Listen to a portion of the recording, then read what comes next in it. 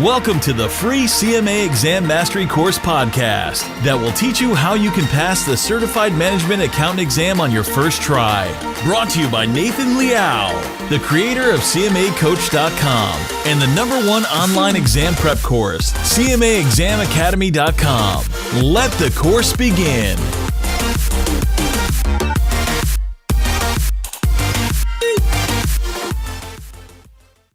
Hi, fellow accountants. This is the free CMA Exam Mastery course. Thank you so much for joining me today. And because you're here today with me, I have a present for you.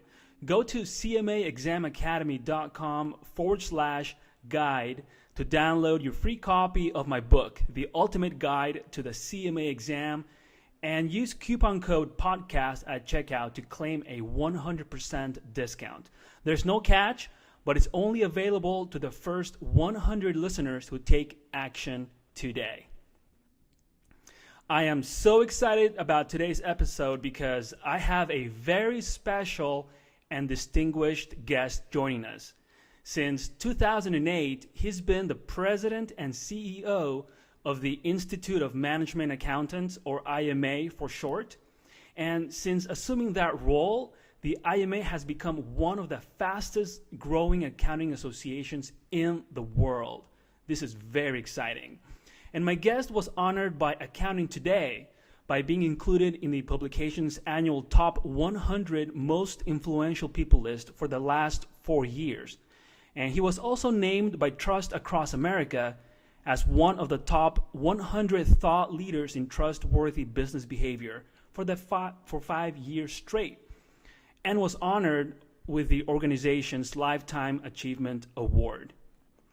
Jeff Thomson, welcome to the show. How are you?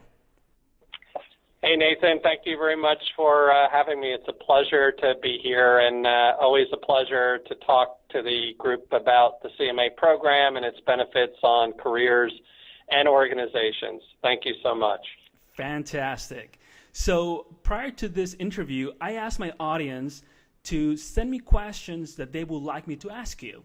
So these questions are coming straight from CMA candidates who are interested in becoming a CMA. So you ready to dive in? I sure am. I'm looking forward to it. Fantastic. So let's start with the first question. Could you tell us what the CMA designation is? And could you also give us a brief history of this designation? Sure, Nathan, I'd be glad to. And by the way, I earned my CMA in 2010. I had often thought about earning the CMA back when I was CFO at AT&T in one of our strategic business units. But when I became CEO of the organization in 2008 and was talking about the CMA program around the world, I said, you know what, I need to become a CMA. I actually started out in the 4-part program, so I took part of that. And then, of course, we announced the 2-part program. So I have experience in both. And so I know about it firsthand and became a proud CMA in August of 2010. So the CMA credential has been around for over 4 decades, approaching its 45th year. We believe it is the leading management accounting credential in the world. It's U.S.-based, but it's a global passport.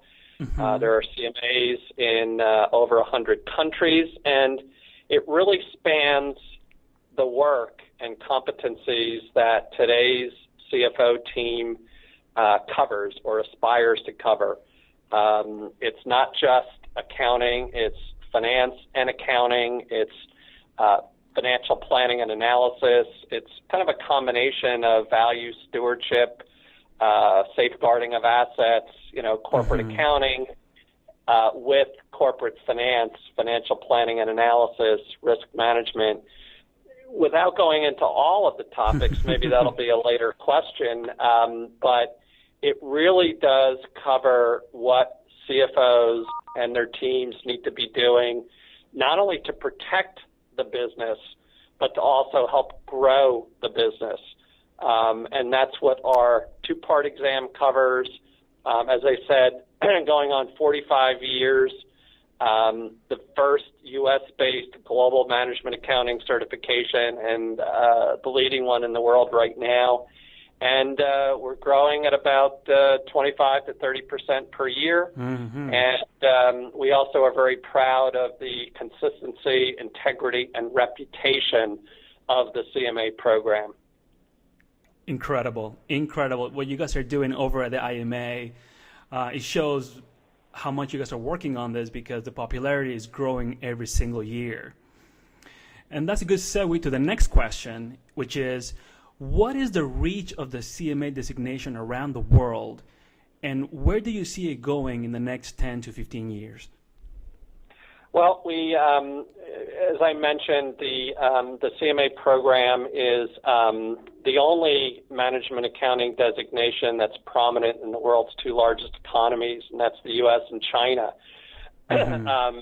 There are CMAs in well over 100 countries, and quite frankly, as we speak, we're exploring new offices in Southeast Asia, in South America. And, quite frankly, as organizations face challenges of competition and consolidation and complexity to sustain their growth, they're finding that talented workforce and talented, well-rounded CFO teams are absolutely critical for success. Mm-hmm. And the CMA is squarely in that discussion in terms of the enabling competencies that are balanced and diverse, not just the accounting, but also the financing and the planning and the strategizing, and that's what the CMA program covers. So, we see, we expect to hit 50,000 certified since inception, and we expect to keep growing number at a pretty rapid pace. It's all about awareness. Definitely. And creating knowledge that if you're a CEO or board of directors or a CFO and you need to enhance the talent of your team to grow the business, then we believe the CMA program fits right into that discussion. That's a great point. And because the CMA designation is global, in what languages can one take the exam?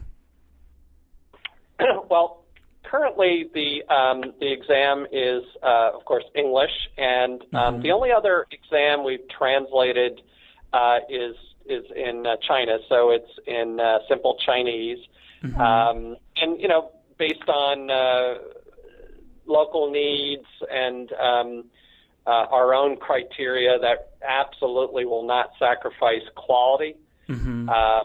One thing about our exam is we truly believe that it is the most secure, most consistent, and most reputable management accounting credential out there, in addition to language quality. And we can assure that the IMA and the ICMA, which is headed up by a colleague of mine, Dennis Whitney, people know when they take the CMA when they take and pass the CMA, that they've earned a credential of the highest integrity. Every single person who is a CMA has passed a test, no grandfathering.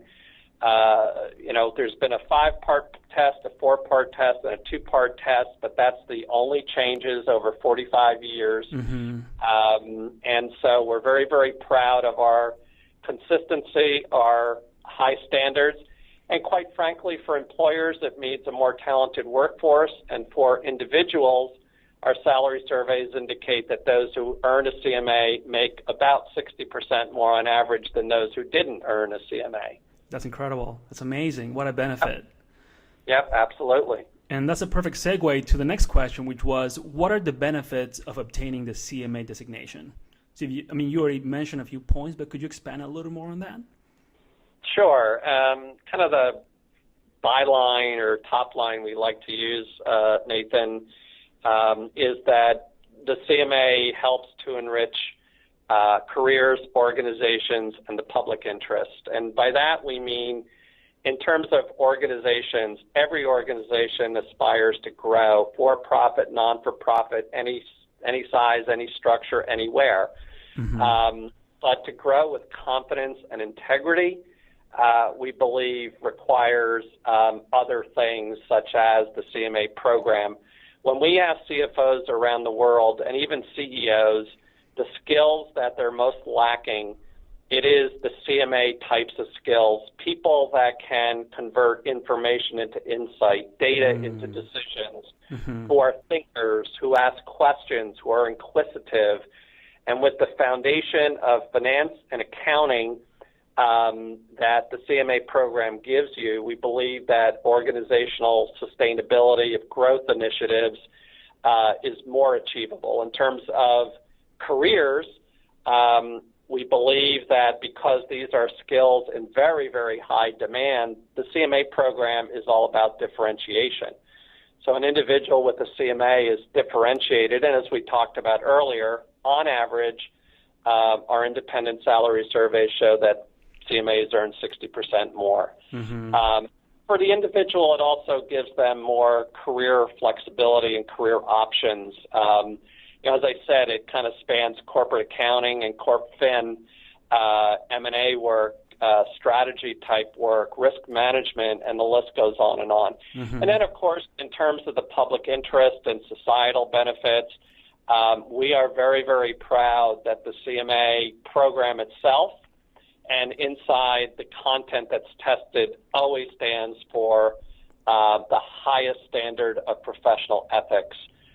We think the way we run the program, the way Dennis runs the program and his team with an independent board and tight internal controls and data security and the fact that not a single individual has been grandfathered into the program. Everybody has to take a test, have an experience and education requirement. So we think the fact that the content covers professional ethics.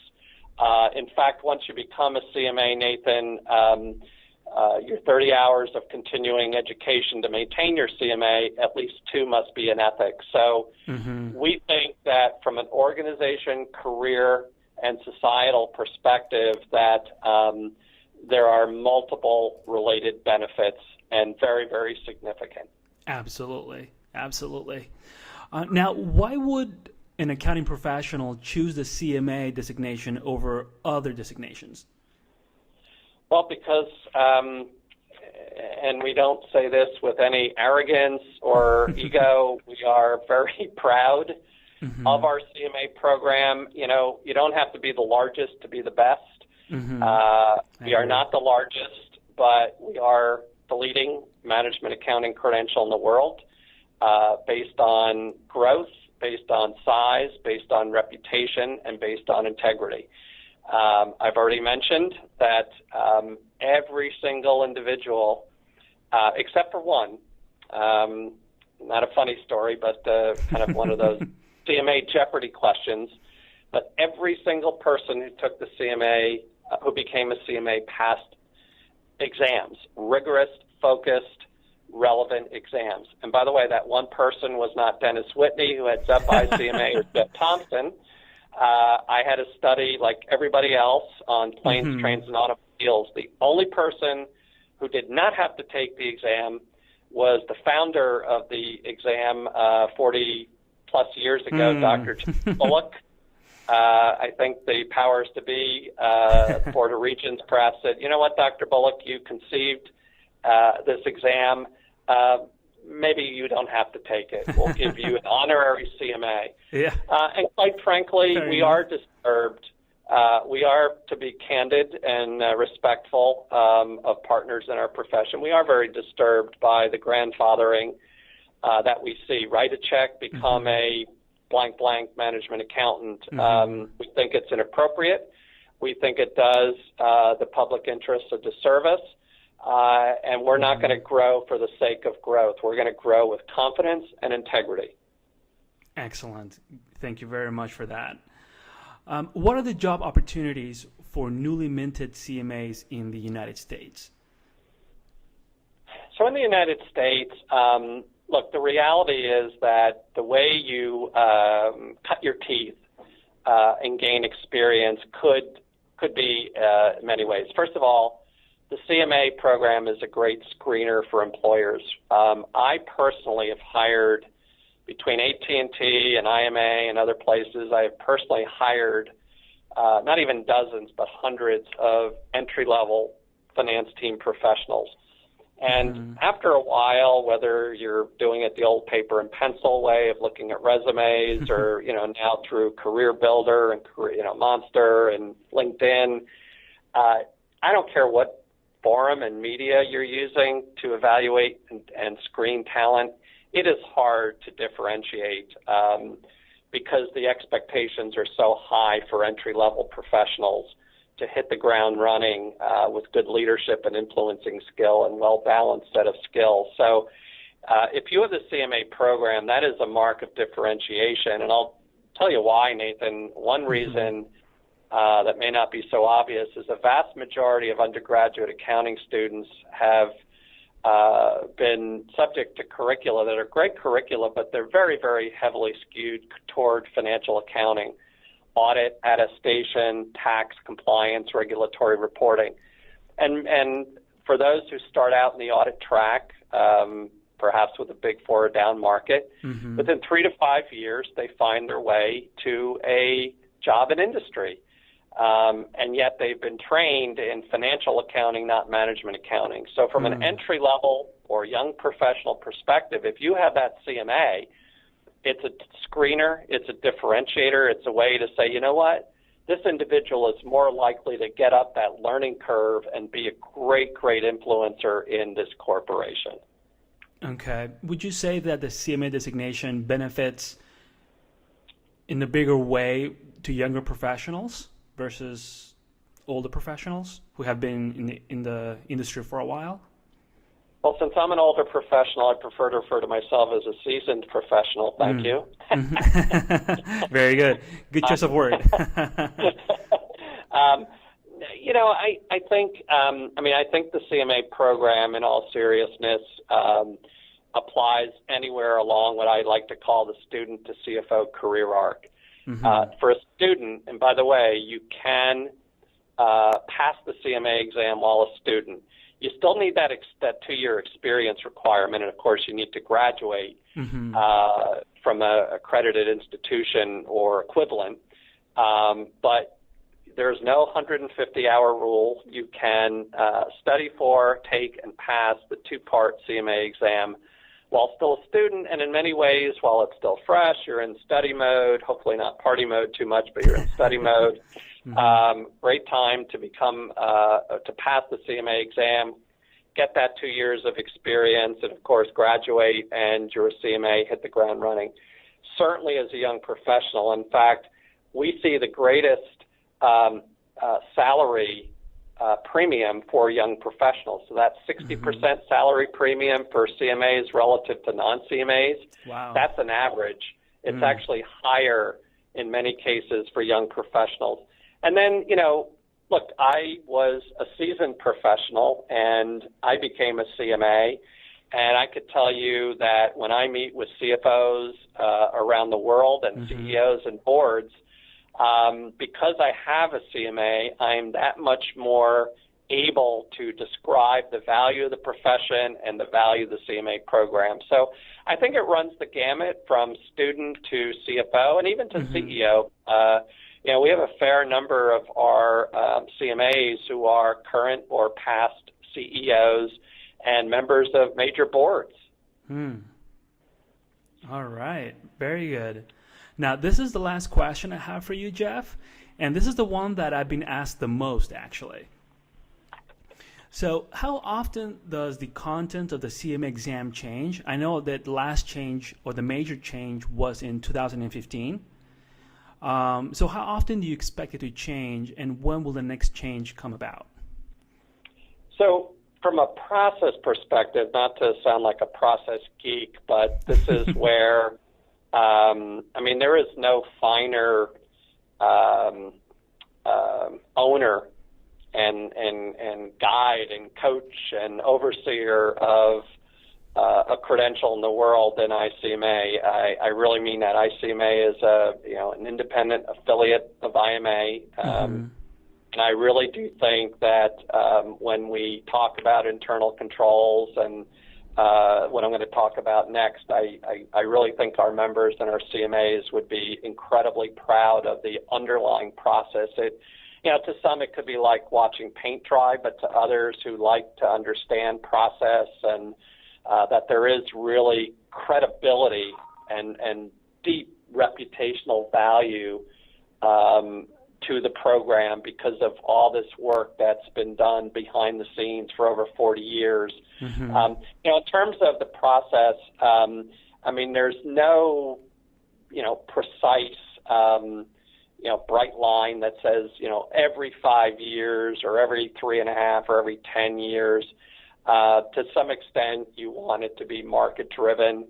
When you look at the body of knowledge of association management, and both Dennis and I, Dennis Whitney, head of ICMA, and I have another credential called the CAE, which is Certified Association Executive.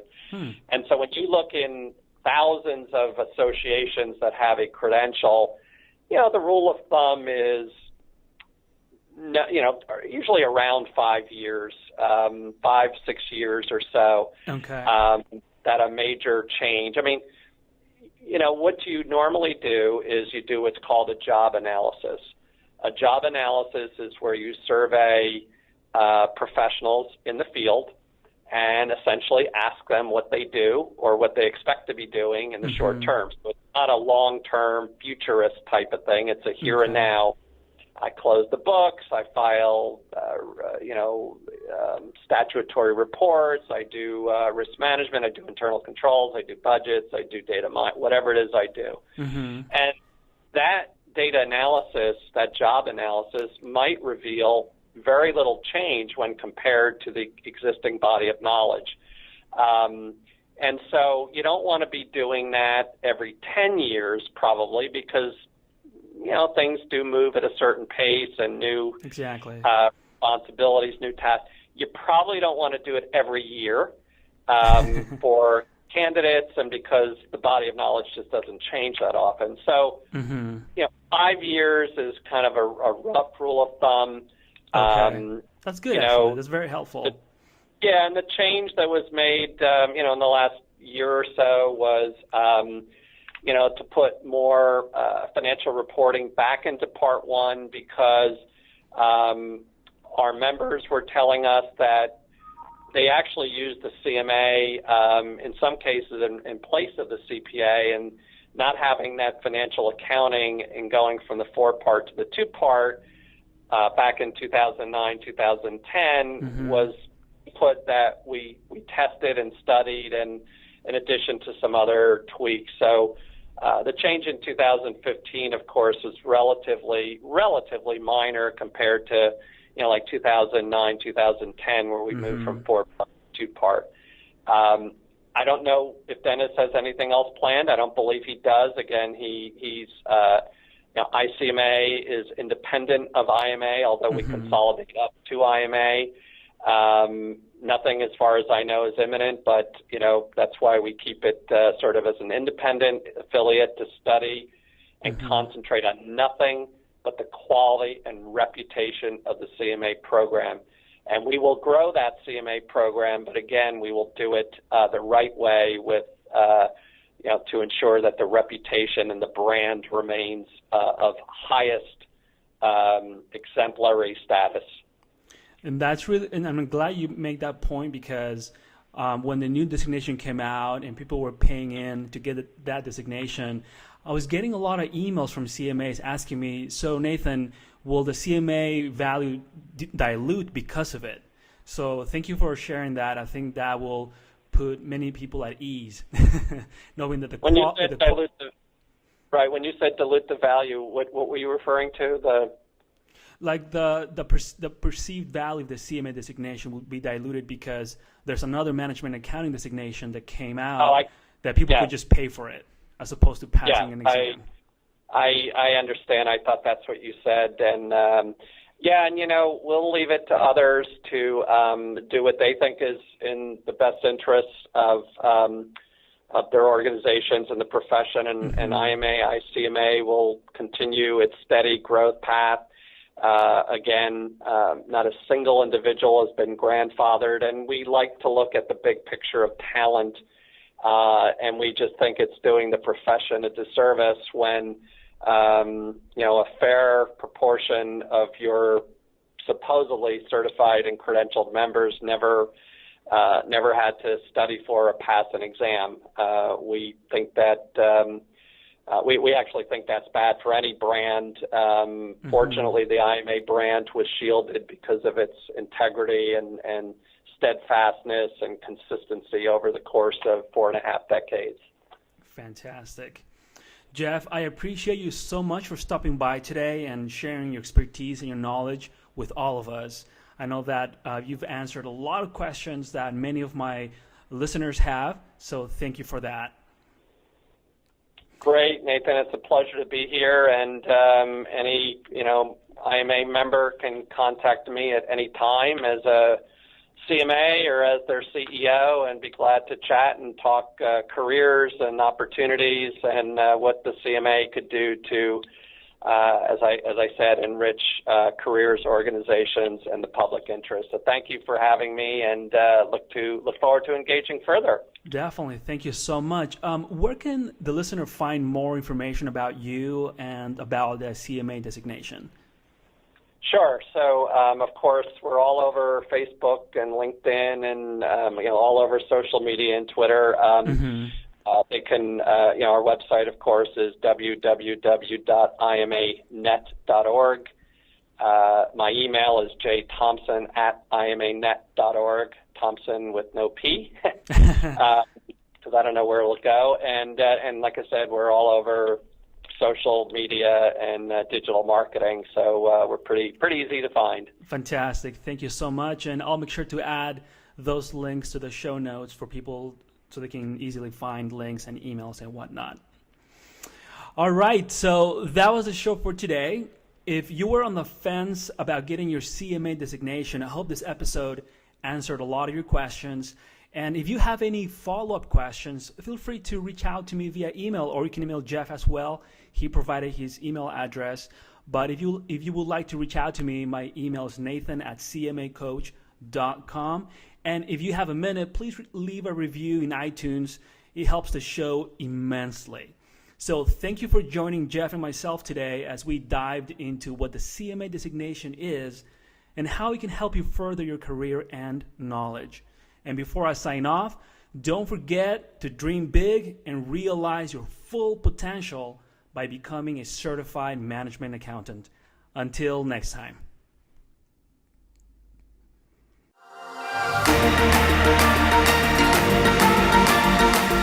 So, you're prepared to become a CMA now, am I right? Visit CMAExamAcademy.com/guide to get your free copy of the Ultimate Guide to the CMA Exam ebook, created for you by Nathan Liao. There are only 100 copies available for free.